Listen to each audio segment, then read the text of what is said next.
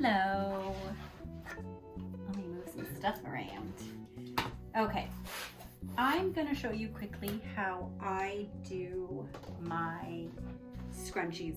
I don't offer them in my shop, but I do make them randomly. I offer them to friends, or I put them as goodies, or like whatever. So I have my fabric. I have it folded, that way it's easier to cut. I am going to cut off the bottom. I'm working backwards. Normally I work on the other side of my table, but you're there, so I just shove everything on the floor. So I'm going to cut the raw funky edge.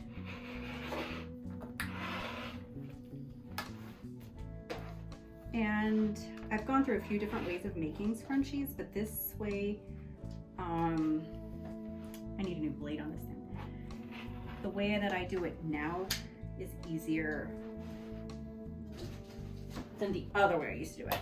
So I'm gonna do about 5.5 inches, I think, possibly.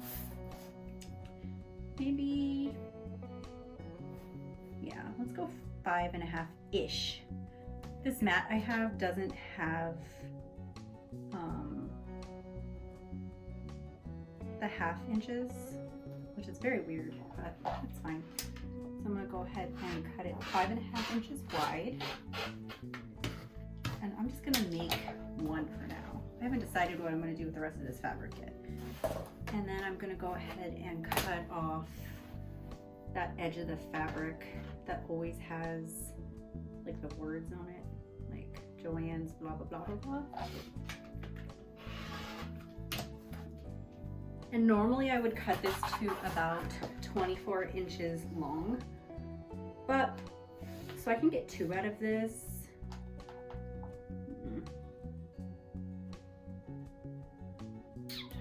Thinking. So I can get 2 out of it. I'm just gonna cut it in half what it is, and it's at like 21.5. It's fine, they'll do. Like I said, normally I go about 24 to 25 inches. And take your 2 little pieces. So this will give you the gist of what I do, not necessarily all the correct measurements. I'm gonna go ahead and take you over to my little itty bitty sewing machine. Come on over. So here's our thing. And like I said, this is shorter than I would normally do it. Oh, I see FedEx. Hold please. So anyway, normally this would be longer, but you know, this is just for the gist. My window's open and I can see the FedEx guy, and I'm wondering if he can see me. So I have my sewing machine set. I really just like play around with my settings as far as the width goes. I have my tension at let's put it at 3.5. My length is at a 3 right now. I'm gonna move it to 2.5, 3/4 straight stitch, and my width is at a 2. I don't know. I never know if that's like 1/4 of an inch, an inch. I don't know. So I'm gonna go ahead and start, and then I am going to back stitch. And then you're gonna go all the way.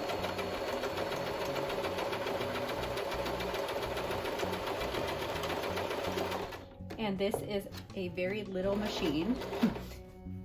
So he makes a lot of noise. I need to upgrade. So again, we are going to fold it in half, and you're going to sew this side. My sewing machine has been acting up, so I do need to get a new one.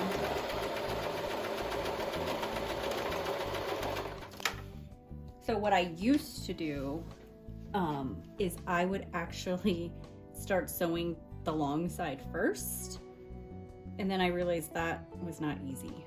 So I now do the burrito method, and if you don't know what that is, it's basically a burrito method. So I actually start with the seam part that we sewed down, and then you grab the top piece and you fold it over because you don't want it to get in the way. So then you fold this over, and I always make sure that my seams line up. I don't know if you need to, but I do. And if I sneeze, I apologize. actually gonna flip it this way. I like to go in the direction that it's laying, and then you start sewing. Get your threads out of the way. I'm sure if you have a better sewing machine, this will be easier. But, my nose itches, excuse me. I'm gonna move my width to almost a 1. So you're gonna do the same thing. You're gonna start sewing, you're gonna back stitch, and then you're gonna go.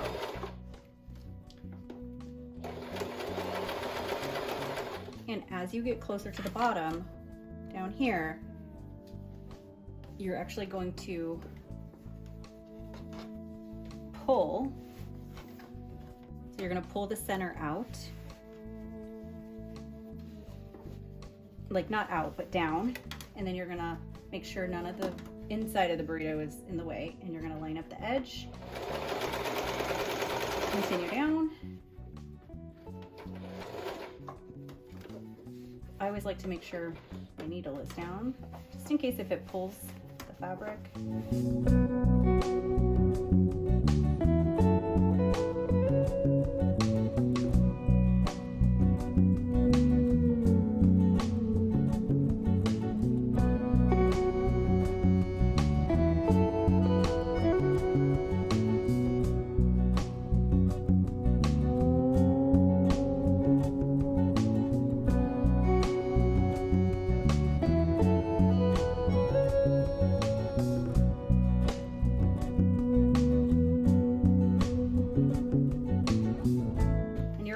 Stop as soon as you get closer to where you started sewing, so your start point.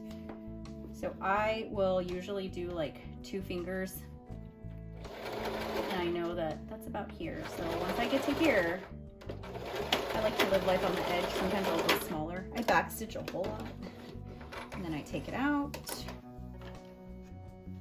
cut my bits as I call them. And cotton has so many. I hate all the little strings. It bothers me. I know it's on the inside and you can't see it, but it bothers me. Okay. And then here you have your little hole. Now I live life on the edge, like I said, so I leave like the tiniest hole. And then you pull her through.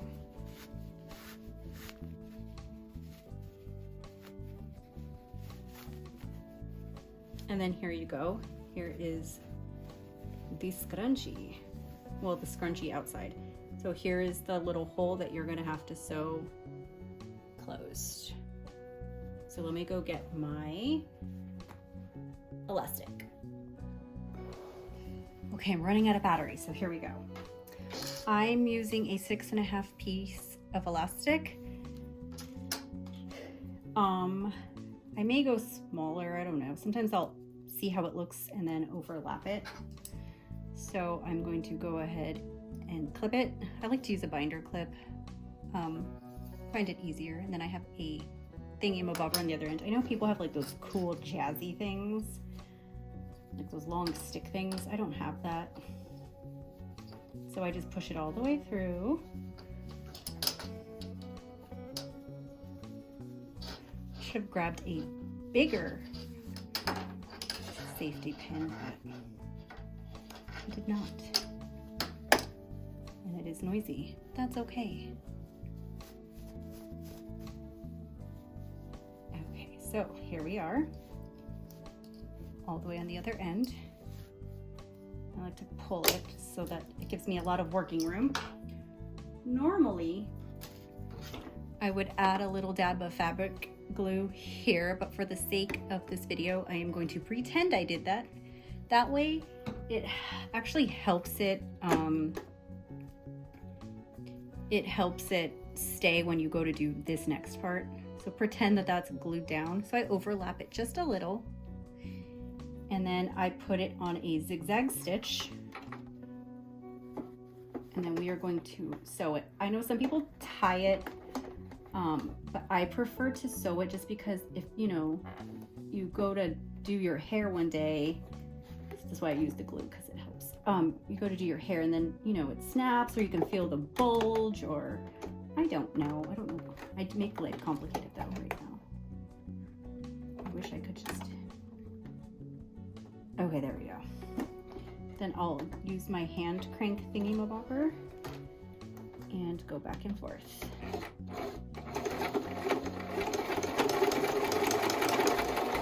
And I use a zigzag stitch, that way it gives it a little more wiggle room. And by the way, FedEx came and it was the package I was waiting for. And then I will flip it and do it again.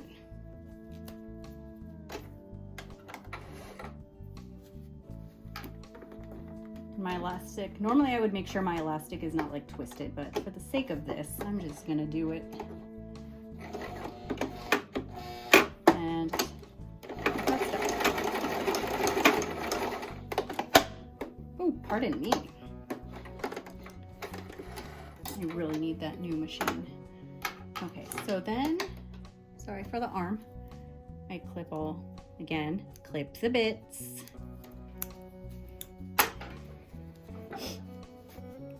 And then it's nice. I get it all nice and jazzy. And then I find my little hole, which is right there. And I will use whatever color thread best fits whatever fabric I'm doing. So today I will do white. So we're gonna close this hole now. And I'm gonna make sure and turn my machine back to a straight stitch a little bit before the hole. And then I make sure to try and get on the edge as close as I can. I don't know if you can see that. I'm like super close to the edge. Like you're gonna fall off the cliff. Okay. And so you're gonna start, and then again, you're gonna backstitch.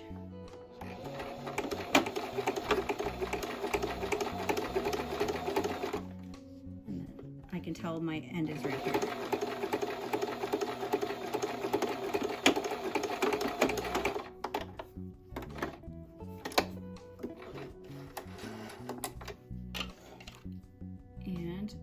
Your bits. Always cut the bits. Now I should have made my width a little bit, or not my width, my length a little bit shorter, but like I said, for the sake of the video, this is what we're doing. And here we are. Let me zoom you out. You can see right here. So it kind of blends right in, and once you scrunch it up, she's looking cute. Now, do kids wear them in their hair? I don't know. Or do they just wear them like on the wrist? So like if I had more fabric on it like I originally wanted, like I said, I usually go like a little bigger in length, a little longer, it would be more scrunchy. So, but this is for little kids' hair. These I can usually wrap around my hair 3 times, and that is with the 6.5 inch ribbon, or the 6.5 inch elastic. So here, since you're at a different angle, I'm gonna try and do this one for you because my arm kept getting in the way on the other one. Again, the seam side down. This box is staring at me. FedEx brought my box today. I've been waiting for it for weeks. So excited.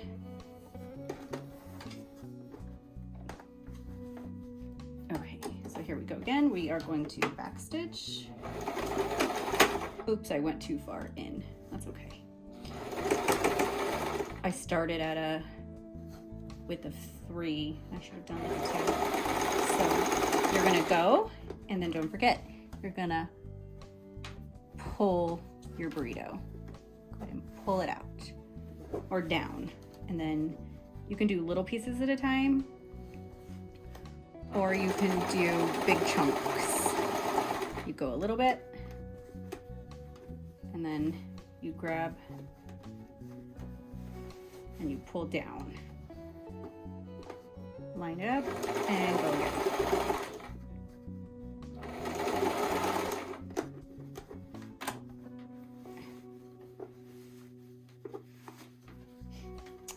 So this is how I make scrunchies in the burrito method.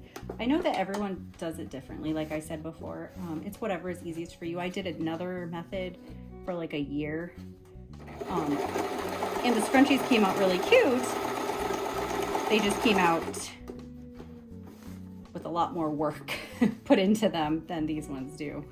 When I saw this method, I was like, whoa, my life has changed.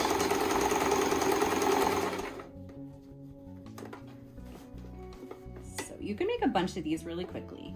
Just get a whole bunch of different fabric.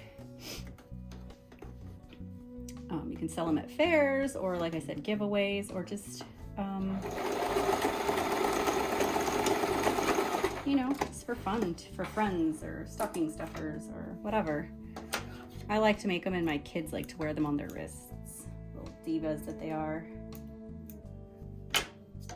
So here it is again. There's your little opening right here, and then you're gonna wanna pull it on out.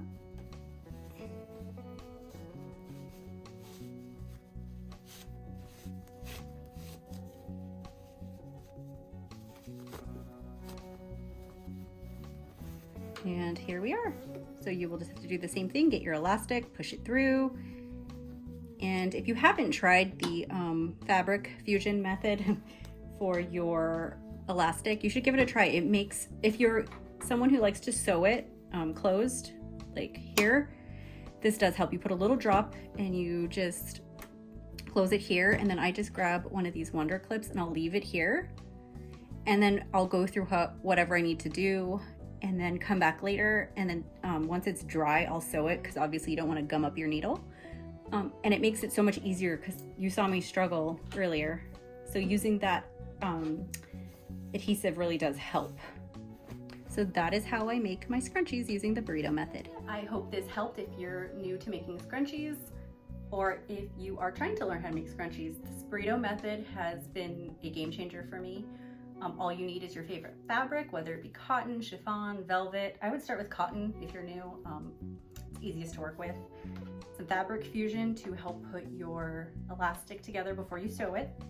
I use a binder clip and a safety pin, and that keeps my life easy. Also, this elastic, I got it on Amazon like last year, but if I find it again, I will link it down below. Thank you for watching, and leave a comment if you have any questions. Subscribe, chat with me, like it. I'm trying to get on the YouTube algorithm. Hopefully it works. Thank you so much for watching, and I will see you again next time. Bye.